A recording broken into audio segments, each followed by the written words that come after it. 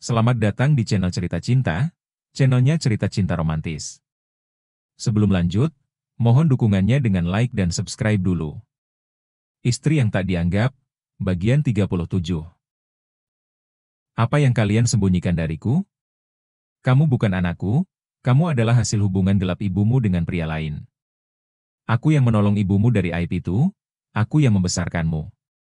Dan sekarang kamu menuntut bagian dari harta warisan keluargaku? Adi berdiri, nadanya tinggi tanpa ragu. Ruangan itu hening. Semua terkejut oleh pengakuan yang tajam dan menyakitkan itu. Mirna tak bisa menahan tangis. Ricky mematung wajahnya pucat, matanya menatap ibunya dan Adi bergantian. Ia bisa melihat bahwa kata-kata itu bukan kebohongan, ibunya menangis dan tidak membantah. Kami setuju, tapi saya minta dibuatkan surat perjanjian pembagian hasil jual beli. Itu hak saya sebagai bagian dari keluarga ini, kata Ricky sambil mengangkat dagu, matanya tajam. Semua terpaku, menyadari bahwa tuntutan itu bisa mengubah jalannya proses yang sedang berlangsung. Kamu tak berhak. Kamu bukan anakku. Adi tertawa sinis. Tawanya menggema menusuk hati, meninggalkan ruang penuh ketegangan dan luka yang sulit terobati. Secara hukum saya anakmu. Balas Ricky tak kalah keras. Saya punya akta lahir, kakak, nama bapak di semua dokumen. Yang dibutuhkan adalah kesesuaian administratif, bukan kesesuaian darah. Adi hendak membantah, tapi ponselnya berdering. Ia menoleh, wajahnya berubah saat melihat nama pengirim pesan, Susi. Aku nggak mau tahu, minggu ini kita harus nikah. Papa udah curiga, aku mau mas kawin mobil.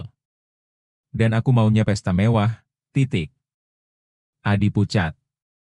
Susi, gadis SMA yang diam-diam ia hamili, kini menuntut tanggung jawab. Adi tahu, jika orang tua Susi tahu semua, dia bisa masuk penjara. Pilihannya hanya dua, menikah dengan cepat atau lari dari tanggung jawab. Tapi untuk menikah, ia butuh uang, mobil, pesta, mahar. Dan dari mana lagi kalau bukan dari penjualan tanah ini? Matanya melirik Ricky, di kepalanya berkecamuk kebencian dan kepanikan. Jika ia menyetujui syarat Ricky, uangnya harus dibagi 3. Tapi jika ia menolak, bisa-bisa proyek ini batal, dan itu berarti kehancuran. Ia, pengangguran, tanpa masa depan, tanpa uang, dan kini harus menikahi anak di bawah umur? Hidupnya benar-benar berada di ujung tanduk. Ricky melihat itu, ia tahu Adi sedang panik. Dan ia akan menggunakan itu sebagai kekuatan. Aku akan pastikan surat perjanjian itu ada. Kalau tidak, aku akan laporkan semua penyimpangan ini ke pengembang pusat. Bahkan ke media jika perlu, ancam Ricky dingin. Adi menggertakkan gigi. Mirna menatap anaknya penuh perasaan sedih, perceraian dengan Adi adalah hal yang tak ia inginkan. Perceraian adalah aib bagi dirinya, makanya dia bertahan selain demi Ricky juga, demi keutuhan rumah tangganya walau kerap disakiti oleh Adi. Oke, aku setuju. Tapi aku minta 2 miliar, dan kamu 1 miliar, ucap Adi akhirnya, suaranya berat tapi tegas. Ia mengalah karena ada kepentingan mendesak yang harus segera diselesaikan. Meski begitu, dalam hati Adi sudah merancang cara untuk mendapatkan uang itu kembali suatu saat nanti. Dia tahu ini bukan akhir dari pertarungan, melainkan langkah awal yang harus dilalui demi menyelamatkan posisinya sekarang. Ricky mengangguk mantap. Oke, deal, jawabnya dengan sedikit lega. Baginya, mendapatkan sebagian uang lebih baik daripada tidak sama sekali. Dengan uang itu, Ricky berencana membayar hutangnya ke kantor yang sudah menumpuk. Sisanya akan dia gunakan untuk bergaya, mencoba mendapatkan kembali hati Anjani dengan segala cara yang dia bisa. Meskipun situasi sulit, keduanya tahu ini adalah kesepakatan sementara, permulaan sebuah babak baru dalam konflik keluarga mereka. Sementara itu, Anjani baru pulang ke kontrakannya. Sebuah Mini Cooper dan Pajero sudah terparkir di halaman. Jamal segera memarkirkan mobil, lalu turun membukakan pintu untuknya. Anjani turun perlahan, wajahnya lelah namun tetap tenang. Dari kejauhan, 2 sahabat lamanya sudah menunggunya di depan pintu. Wulan langsung berlari menghampiri dan memeluknya erat, matanya berkaca-kaca. Anjani, maafkan aku. Aku terlalu lama di luar negeri. Aku nggak bisa bantu kamu saat semuanya hancur, lirih Wulan suaranya penuh sesal. Dan aku juga minta maaf, Jan. Aku cuma bisa diam, aku takut, ucap Rina pelan. Anjani menarik napas dalam. Ia memang sempat kecewa, bahkan sempat berprasangka buruk pada mereka. Bagaimanapun, mereka masih saudara sepupu Raka. Sudahlah, aku baik-baik saja, ucapnya pelan. Aku juga salah karena terlalu percaya. Jan, kalau waktu itu kamu bilang kamu dekat dengan Raka, pasti aku akan ingatkan. Keluarga mereka itu licik. Makanya papaku nggak pernah akur sama keluarga besar, terutama Tante Farida. Dia itu manipulatif, ucap Wulan dengan tatapan serius. Sudahlah, kita udah bersahabat lama. Aku nggak mau hubungan kita rusak karena masa lalu, ucap Anjani sambil mengangguk lemah. Tapi kamu harus tahu, Lara sekarang gila. Di penjara dia diracun, dan mereka, keluarga Raka, nuding kamu dalangnya, ucap Wulan, menatap Anjani dengan tatapan ragu. Apa? Anjani terkejut. Bagaimana mungkin aku melakukan itu? Lan, kalau aku nggak beruntung hari itu, mungkin aku yang sudah mati. Apa mungkin Pak Jamal tahu siapa yang ada di balik ini? Mungkinkah Rizky? Gumam Anjani dalam hati. Aku bisa kirim beberapa bodyguard dari ayahku untuk jagain kamu, tawar Wulan dengan nada khawatir. Jangan, Lan. Ayahmu bisa makin disingkirkan kalau ketahuan bantu aku, tolak Anjani tegas. Kalau begitu, aku akan cari orang lain yang bisa dipercaya. Enggak perlu repot. Kamu masih percaya sama aku saja. Itu sudah cukup, jawab Anjani, mencoba tersenyum meski hatinya gelisah. Wulan mengangguk pasrah. Lalu Rina bersuara, nadanya antusias. Tapi aku bawa kabar baik buat kamu. Apa itu? Pak Menteri Pertanian, mengusulkan uji publik untuk formula yang kamu buat. Dia kecewa sama presentasi tim peneliti tani yang selama ini monopoli forum, katanya pemaparan mereka nggak memuaskan. Syukurlah. Walaupun aku nggak terlalu peduli, toh nanti mereka juga bingung sendiri cara aplikasinya. Itu kan cuma formula, ucap Anjani dengan senyum tipis. Iya, tapi bukti mereka kuat, Jan. Foto dan video dokumentasi mereka sangat meyakinkan, jelas Rina. Anjani menatap kosong ke depan. Kita lihat saja nanti, siapa yang benar-benar menanam, dan siapa yang cuma panen dari kerja keras orang lain. Setelah mengobrol panjang lebar, tawa mereka mengisi ruangan kontrakan Anjani. Seperti kebanyakan perempuan yang lama tak bertemu, banyak hal dibahas, dari kenangan masa sekolah, kabar keluarga, sampai gosip selebriti yang entah dari mana sumbernya. Suasana terasa hangat, seperti rumah yang pernah hilang dan kini kembali sejenak. Menjelang sore, mereka akhirnya berpisah. Rina pamit pulang lebih dulu. Ia sudah berkeluarga dan punya 2 anak yang pasti sedang menunggu makan malam. Wulan yang masih lajang, memilih berlama-lama sedikit. Mereka menikmati secangkir teh terakhir, sambil memandangi langit senja dari balik jendela kontrakan Anjani. Pulanglah, nanti ibumu khawatir, ucap Anjani lembut. Iya, sebentar lagi, sahut Wulan sambil berdiri, lalu merapikan tas selempangnya.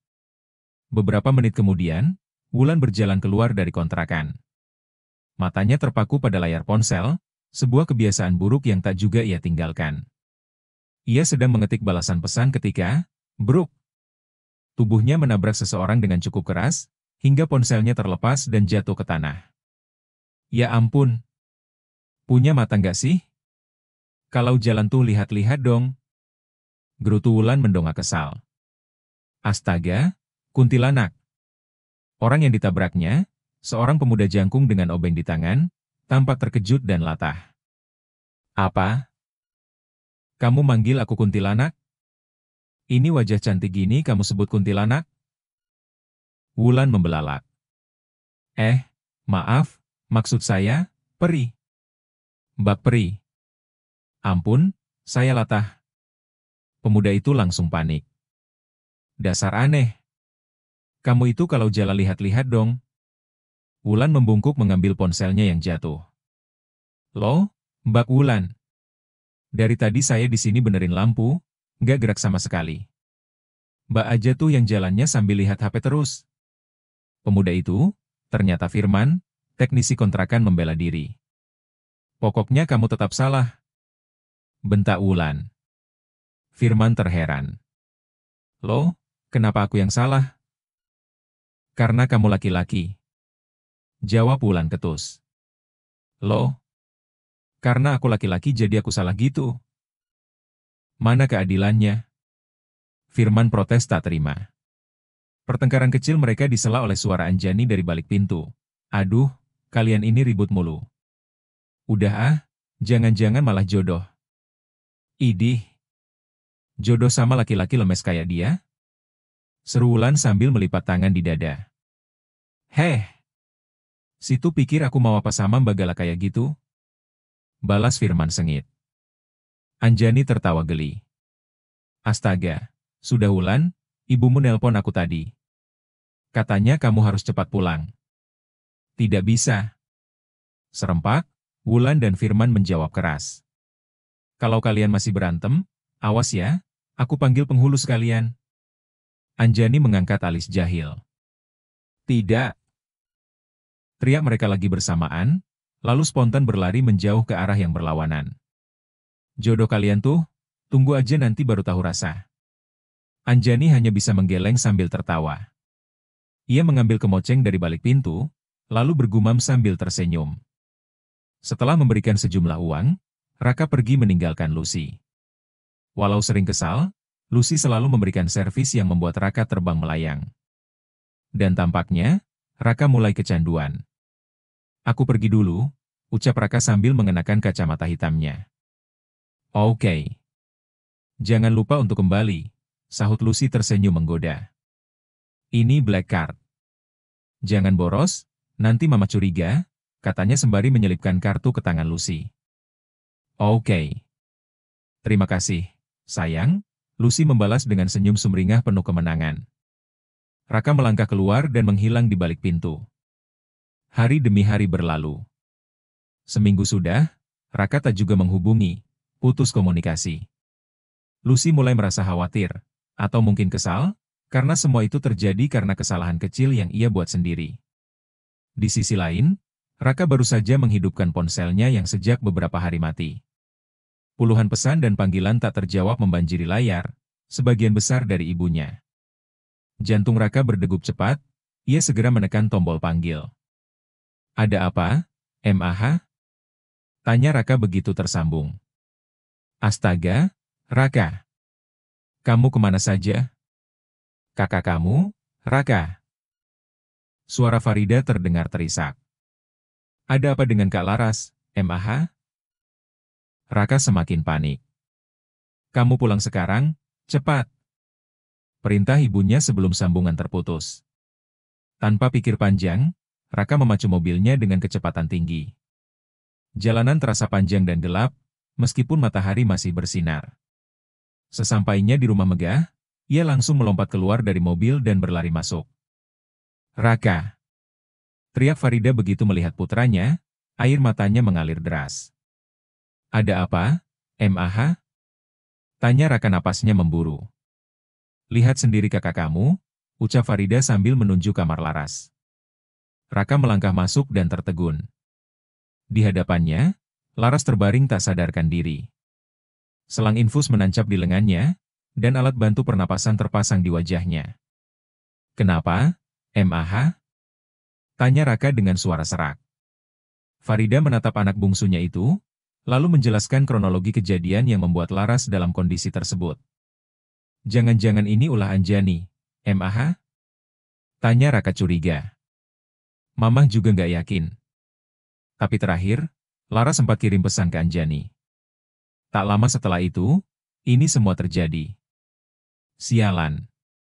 Anjani akan kuberi pelajaran. Geram Raka rahangnya mengeras. Iya, sepertinya dia memang benar-benar didukung oleh Sandi, jadi dia bisa melakukan ini semua, tambah Farida. Dasar wanita murahan, desis Raka matanya penuh dendam. Bersambung.